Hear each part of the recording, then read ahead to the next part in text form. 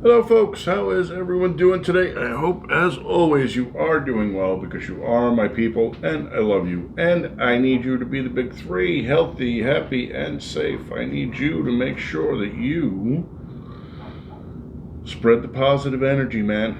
We are at a precipitous point, but we are not here to talk about any other kind of precipitation other than what happens inside the fermenter because Metric Friday. And we are going to take a look at Big Sky's Space Goat Pale Ale today. Big Sky's Space Goat.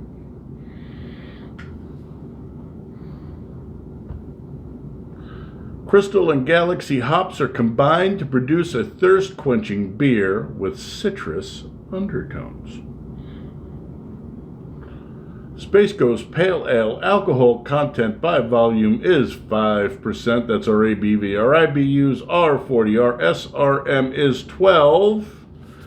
And if you'll pardon me for being a slacker, I left the therm gun outside. Let me go grab the therm gun. I'll be right back. I left the therm gun outside because I was shooting Oktoberfest out back last night. The weather is breaking out here and it is getting nice. Now, for you guys that say things like, thank God I don't have to hear a limp dick who cut his muffler off to prove to everybody just how manly he is, yes you will, because as the weather gets nice, we'll be shooting back outside again. It's just, the heat's finally breaking. It's only $1.04 out in the backyard today, so pretty soon we'll be back out where we belong, under the stars in the nature. Anyway, folks, thanks for stopping by.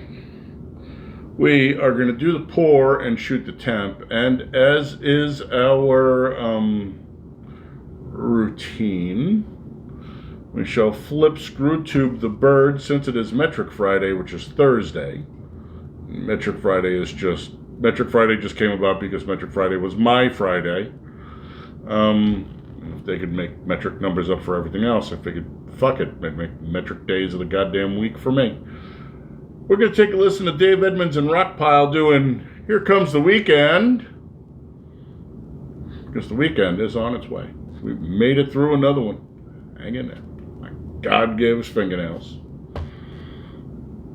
Okay, machine, let's play Wake Up.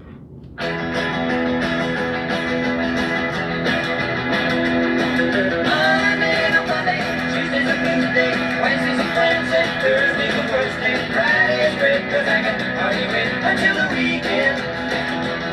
I should be clocking in an act, but I'm a little late. Can't pay my baby cause I'm thrown today. 2 till 10, the latest party again. Here come the weekend. Here come the weekend. Here come the weekend. The working week's so tough, I think I've had enough until the weekend. I've had an overdose of doctor's notes, but it just don't ease the pain. Going on the sick, don't do the check. The sooner or later I'll be clocking in again. We're acting like a dog on day. Never see enough of my take-home pay. The day before the ship, I better skip it again. Here come the weekend.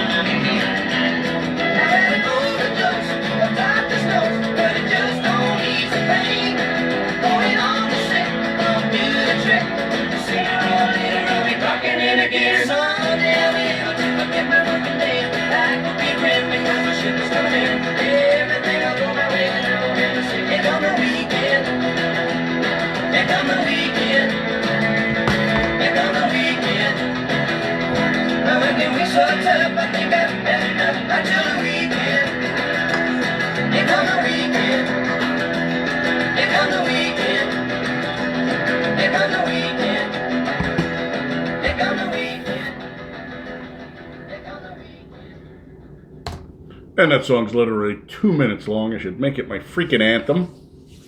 I loved Rockpile. They were like a one-album supergroup out of Europe. So you got Dave Edmunds, Billy Bremer. Fuck, I can't think of the other guy's name.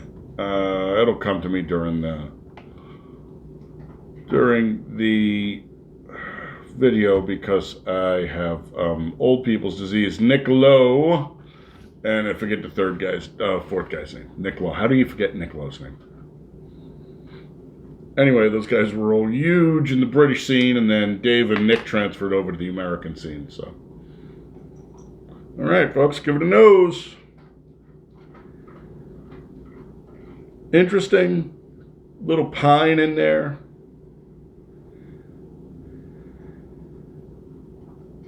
More pine than citrus, although there's some hints of citrus.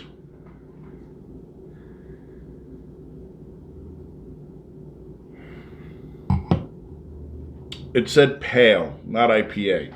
So I was expecting it to be a pale ale.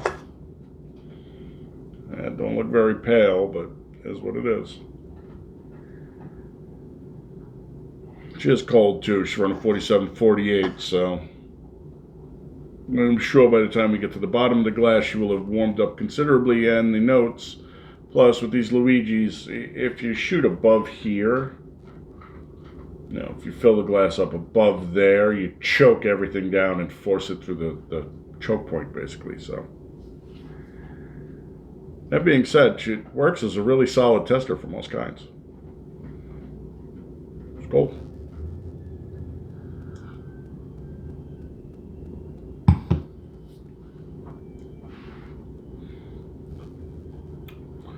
Thin and light, piney, super fast, oily. All the action takes place across the roof of the mouth and inside the upper teeth, the upper dentition. Fancy words, dentition. Where it's like super, super dry. Which again, anything this bitter you would think would be much oilier.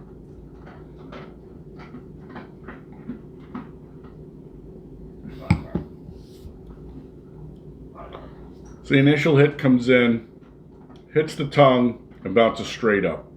So at the tip of the tongue, you get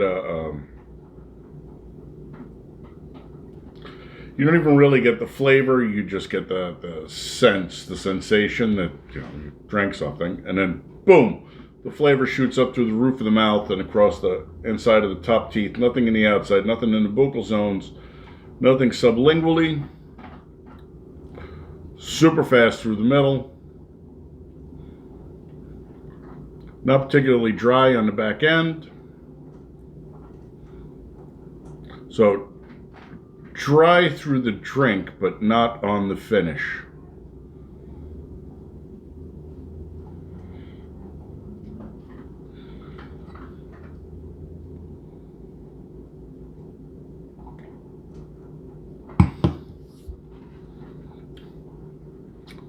The flavor profile runs, I want to say she's pretty balanced between piney and citrusy.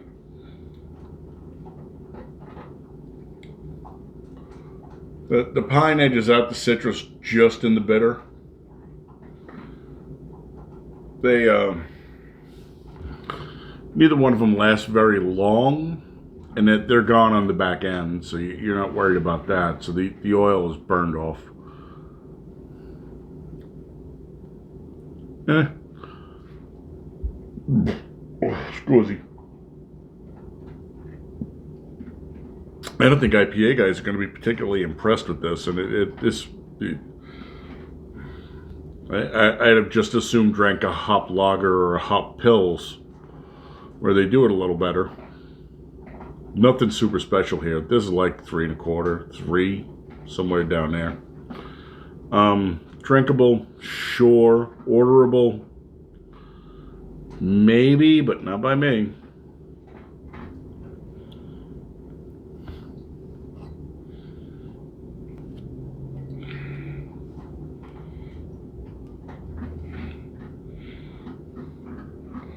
Cloudy, and again, there's wort and yeast floating around in there. And the last one I said that everything that was floating in the glass was yeast.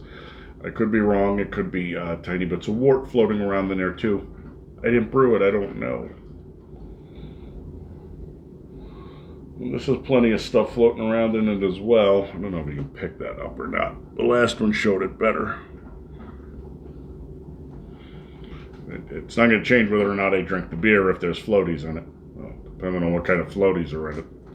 The Band-Aid floating around in my beer, I might give it back to the bartender.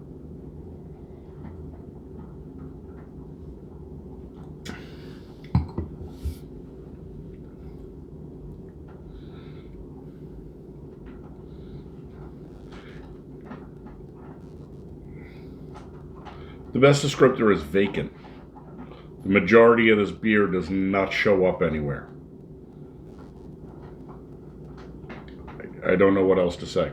I mean, hey, swing and a miss. Shit happens, right?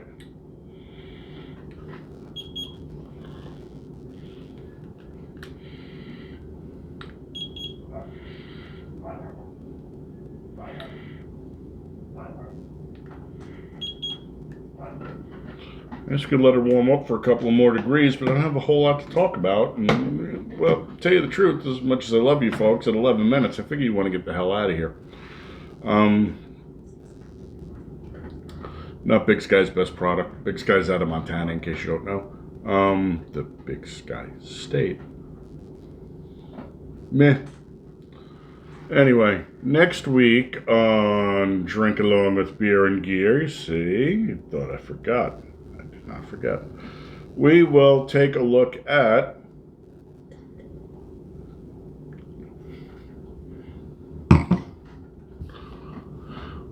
State 48 Pilsner. Okay. That was supposed to be this week's beer, but I slacked off and forgot. And so when I ran the bumper, I put the bumper up for Big Sky, and the last video was incorrect. But on this video, we will take a look at State 48, local to me, their Pilsner.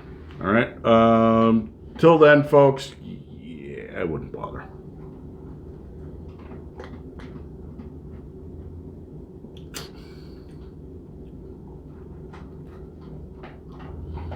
Really not much to it. Don't get me wrong. If you like very lightly flavored beers with a very light body and a fast middle and not much on the back end.